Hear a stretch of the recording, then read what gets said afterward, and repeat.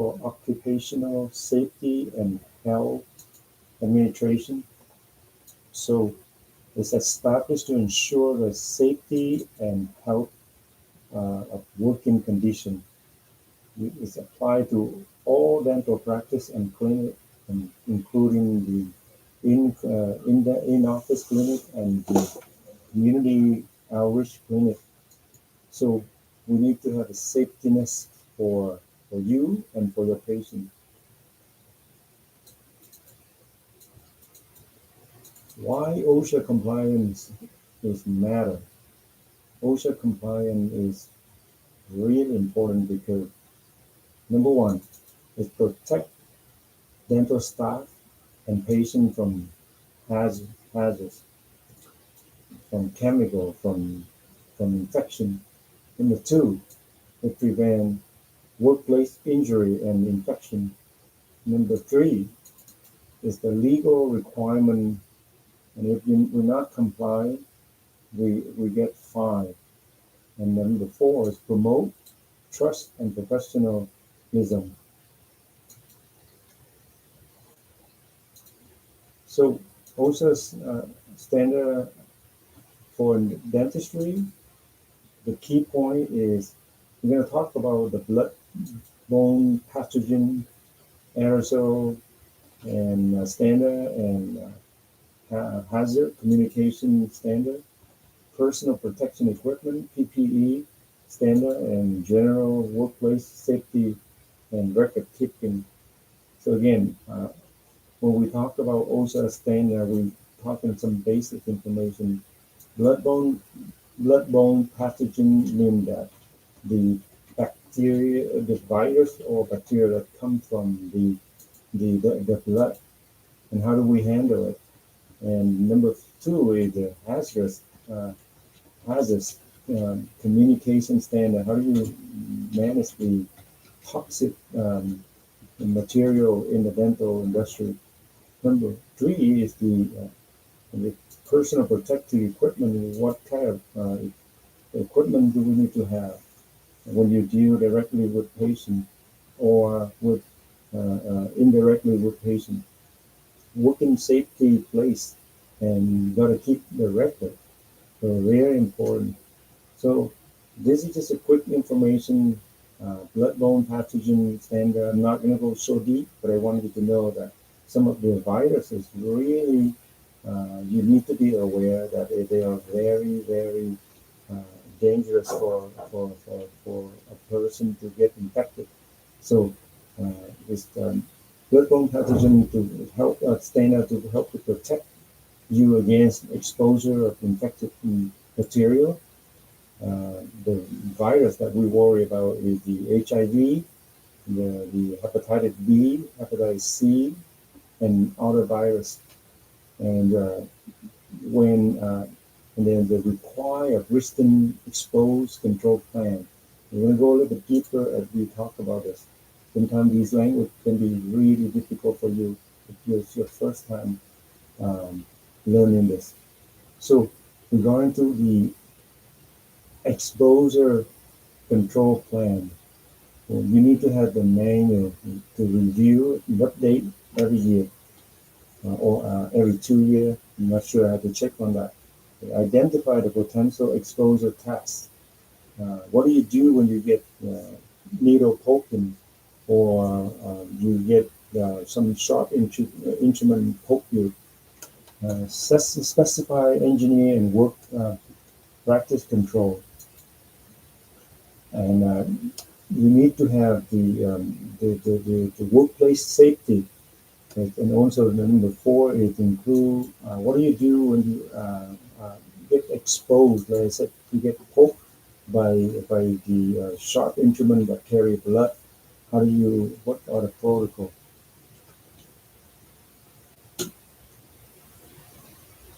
Regarding to this, the post-exposure evaluation protocol it's including immediate actions. How do you care for this? You care for the exposure side by immediately wash the needle stick injuries and cut with soap and water. and alcohol. For the splat of splash through the nose, mouth, or skin, flush the area with water. For eyes exposure, irrigate your eyes with clean water, saline, and sterilize, sterile wash. Number two, you report the incident, inform your supervisor and the designated person in charge of managing exposure with immediately, especially when you operate in the community outreach event. You need to work with the dentist leader um, or the oral surgeon leader, whoever is the leader, need to let them know. And second, third thing is you seek immediately for the medical evaluation. You got to go to the healthcare professional, such as provider at the employee health clinic, emergency room, as soon as possible. Some treatment must be started within hours before after the expose. And the documentation of the incident, the detail, what happened, must be written. Um, very, very important.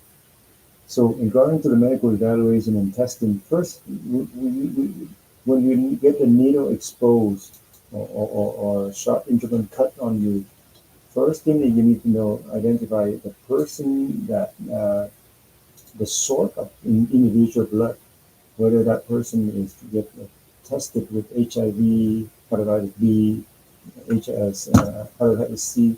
If that person is a carrier, then you have there's a next step that get involved. Or also you also need to test basic test with the testing with for yourself, whether you need to get the blood withdrawal test, whether you already what type of medical problem that you have, whether you already a carrier or any of these viruses. If you're not, you got to get vaccination from these.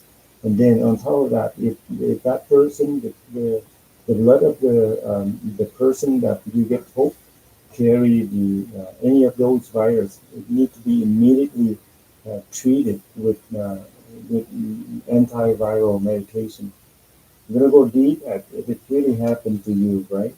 So and follow up, you have to have a record follow up. All these protocols need to be follow up. And when you go to the clinic, they will give you the time when you come back. You're going to be seeing the clinician. They're going to walk you through the step by step. So don't want to scare you, but you need to have a same understanding about exposure. And we're going to talk about a universe of precaution. We got to treat every blood and bodily fluids as infectious. So that means that you need to use glove, mask, eyes protection, and gauze. You also have to use hand hygiene before and after every patient.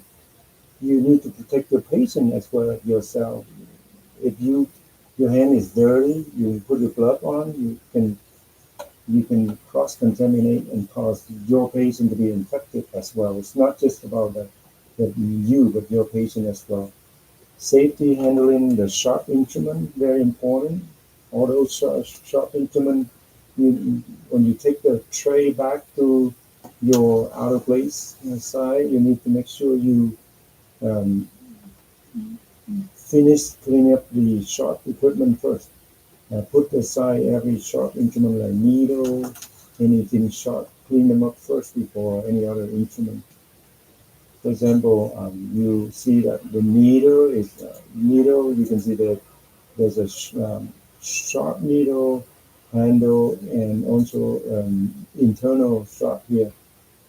Very important to know how to handle it. We're gonna go hands-on with these. Also, the record keeping with the sport test. Every equipment after uh, each protocol, surgery instrument need to be out of place, sterilize autoclave and then spore test to make sure that all those bacteria and viruses are no longer alive. Number three, I'm going to touch on the personal protective equipment, PPE. We're talking about the glove, single use, only, lady and gentlemen, you only use it one time. You cannot use the glove on one chair and then you run to the other chair and you still using the same glove. That is a no-no. I see this is a misuse in restaurant. You go to a restaurant, you see people or the cashier use the glove, and then once you bring the food to the patient, to the customer, it's a mess. Make sure single-use glove, and do not walk around with one glove and just go to bring something out and to the chair. Very, very um, uh, risk for cross-contamination. Mask and eyewear change between each patient. Gown, lab coat, remove before leaving the workplace. Proper uh, gowning and roofing technique. Make sure you know how to clean it. So this is a picture of the. This is me. You can see that at a typical day, I work. I wear mask, eye protection, and also face shield protection glove and gown. That's the basics. If you work with environment where a lot of aerosol, you have to wear hair cover, head cover. You cover yourself. So this is a typical PPE. Just go over quickly, the basis of the surgical tray. You can see that we have number one thing is cotton roll. Two is Q-tip with anesthesia, topical anesthesia. Three is the 2x2 gauze. And four is a needle. Five is the local anesthesia, lidocaine. And number six, you can see it's the syringe. Mirror, number seven. Number eight, explorers and perio probe.